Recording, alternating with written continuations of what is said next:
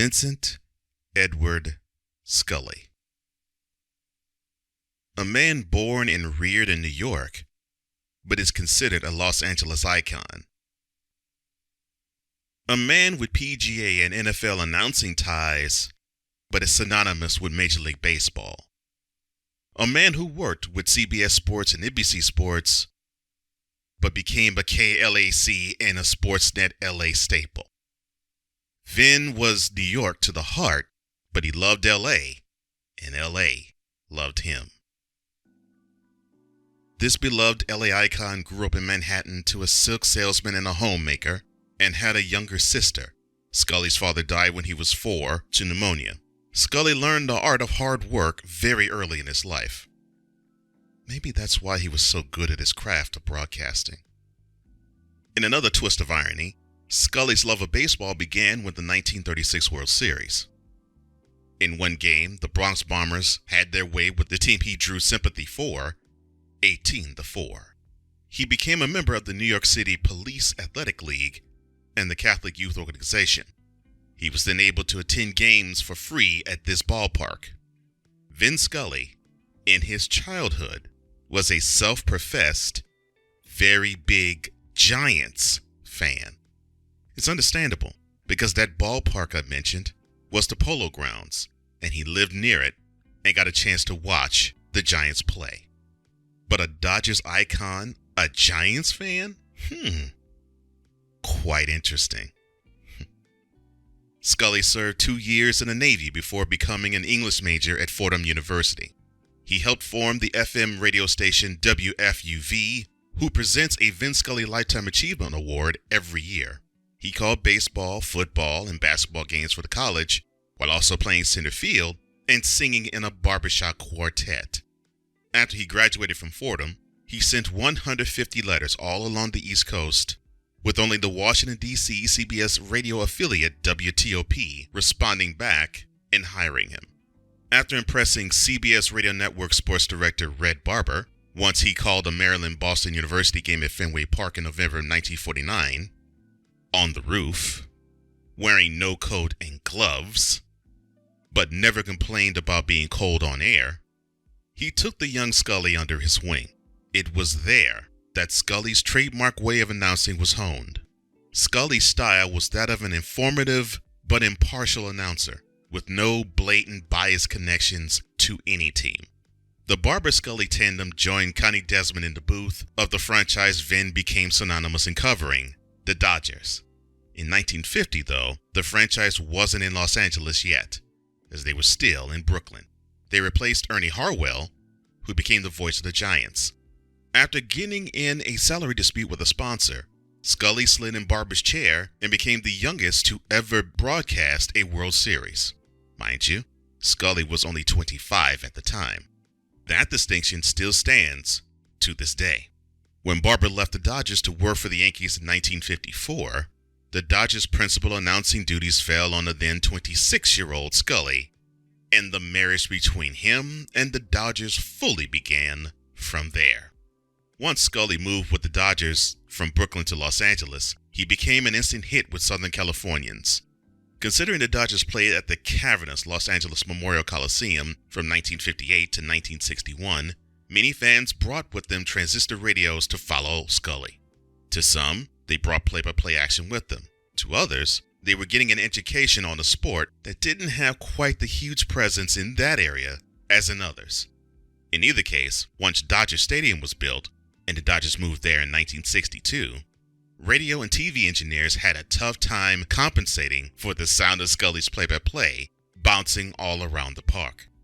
Scully's popularity was such that in 1976, he was voted the most memorable personality in the history of the Dodgers. But his impact just wasn't with the Dodgers, nor was it just reserved for baseball. When was I introduced to this broadcasting icon? I think many of you are familiar with this game.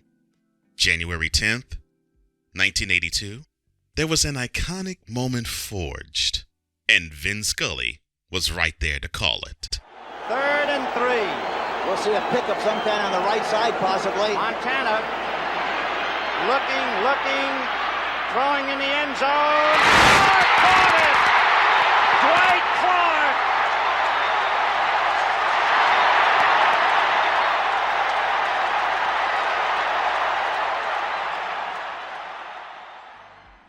Scully called NFL games on CBS from 1975 to 1982. He also covered golf events and even tennis. However, the pull of his first love got greater, and his intelligence possibly got insulted along the way. Scully and Pat Summerall platooned with this new color guy in 1981. But once CBS went with Pat Summerall in the 1981 season being paired up with said new color commentary person, Scully decided to dive headlong into NBC Sports and call baseball games there. Oh, and that new color commentator? Well, it was John Madden, the most successful color guy in all the sports industry. Scully, though, wasn't hurt one iota in moving over from CBS Sports and primarily being focused on baseball. With that being said, he still provided iconic moments behind the mic. Paired with Joe Garagiola, the pairing graced our TV sets every summer, Saturday afternoon, with the game of the week until 1989.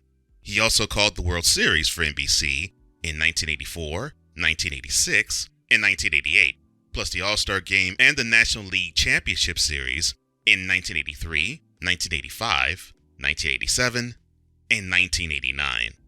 Many moments stand out during that stint, like the first ever Grand Slam at an All-Star Game in 1983, like a Jack Morris no-hitter in April of 1984, like the Tigers going on to win the World Series that very same October, like Ozzie Smith's walk-off homer Game 5 of the 1985 NLCS, like Bo Jackson's mammoth homer in dead center field in the 1989 All-Star Game.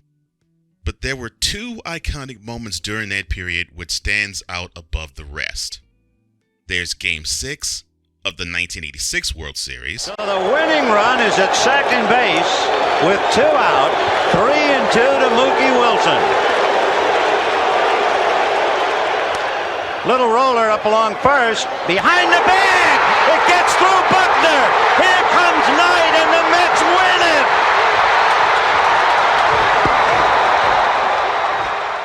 And then Game 1 of the World Series 2 years later.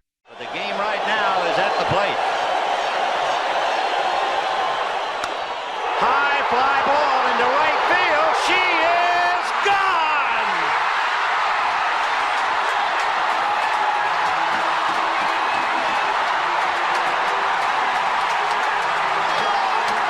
In a year that has been so improbable, the impossible has happened.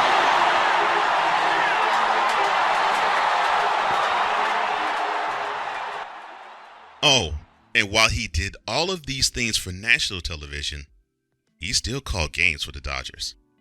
In fact, only Tommy Lasorda, by 2 years, had a longer stint with the franchise, and Scully was with the Dodgers for 67 years.